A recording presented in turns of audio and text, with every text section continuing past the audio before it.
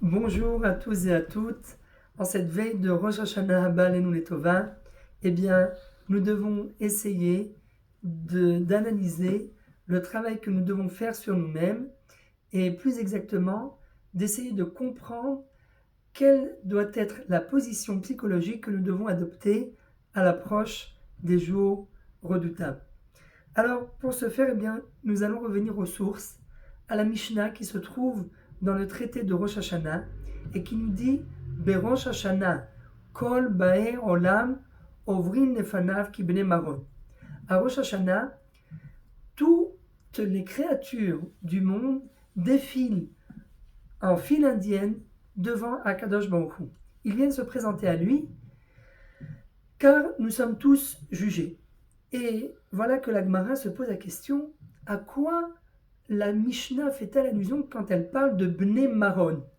C'est Bnei Maron qui, a priori, on a l'impression que la Mishnah fait allusion à des êtres qui viennent un peu d'en haut.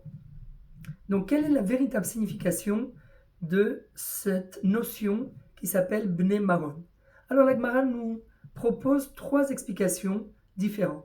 Elle nous dit Bnei Maron, eh bien, ça correspond aux brebis qui défilent entre deux barrières à l'époque du Beth Amikdash, où il fallait donner le Maaser Behema, c'est-à-dire la dîme sur les animaux, eh bien, pour choisir la brebis qui allait être offerte en sacrifice, eh bien, il fallait les faire défiler l'une après l'autre en file indienne, jusqu'à, et en comptant bien sûr le nombre de brebis, et la dixième, eh bien, elle était choisie. C'est ce qu'on appelait Asiri Kodesh. Mais voilà que, une fois qu'elle a été choisie, eh bien, euh, on lui met de la peinture rouge sur le dos et on lui permet d'aller continuer à brouter dans le champ. Deuxième explication de cette notion de Bnei Maron, nous disent les Chachamim, il s'agit là de montagnards. Pourquoi de montagnards? Eh bien parce que les montagnards, eux, habituellement lorsqu'ils sont en randonnée dans la montagne, eh bien ils n'ont pas besoin d'être sur leur garde. Seulement, parfois, ils arrivent à des tronçons de, route sur la montagne où là, il faut vraiment qu'ils fassent très très attention à quel endroit ils déposent leurs pieds. Parce qu'il suffit d'une petite erreur et là, ils risquent carrément de dégringoler dans le ravin. Donc, nous disent à Chachamim, c'est à ça que fait allusion la Mishnah lorsqu'elle emploie la notion, le terme de Bnei Maron.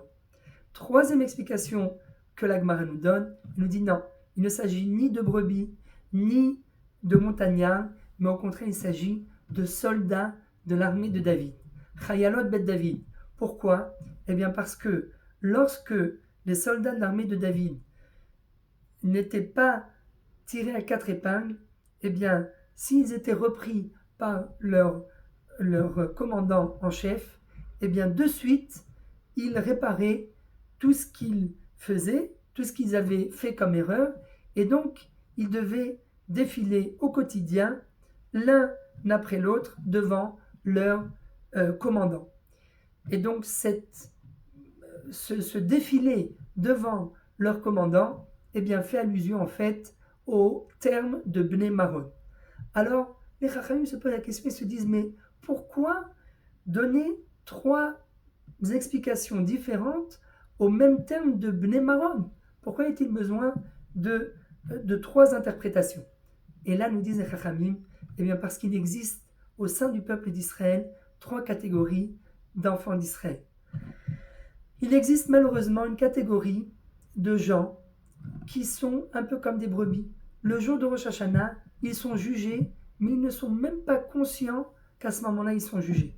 Alors ils défilent devant Dieu, mais parfois ils sont même désignés, chas v'shalom, lo alenu velo alechem, pour être envoyés comme sacrifice, mais malheureusement, ils n'ont même pas pris conscience que, en fait, c'est leur vie qui est en jeu. Alors, bien sûr, loin de nous cette idée, personne d'entre nous ne voudrait ressembler à des brebis qui, chas v'shalom, sont jugées défavorablement et qui ne sont même pas conscients qu'ils sont jugés. Donc, nous, c'est le moment, pendant Rosh Hashanah, de se préparer, de se mettre en condition pour ne surtout pas ressembler aux brebis. Mais il existe une deuxième catégorie d'enfants d'Israël.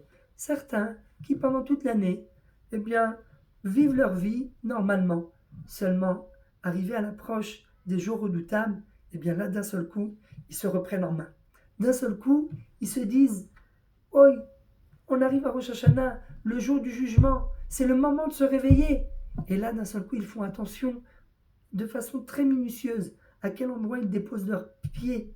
Eh bien, cette catégorie d'enfants d'Israël, c'est une catégorie qui est mieux d'un côté que la catégorie des brebis, mais qui n'est pas encore l'idéal. C'est pour cette raison qu'il existe une troisième catégorie d'enfants d'Israël qui correspond aux soldats de l'armée de David.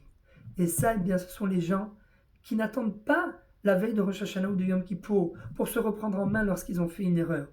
Dès qu'ils ont fait une erreur, de suite, ils font une rétrospection d'eux-mêmes et ils décident, à partir de maintenant, de prendre une nouvelle voie et en quelque sorte de se repentir.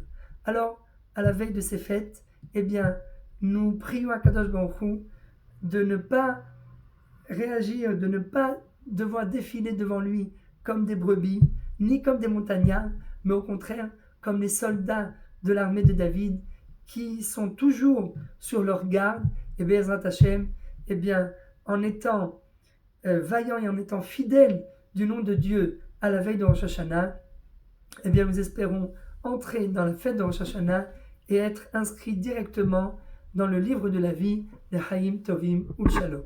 Shana Tova Umetuka.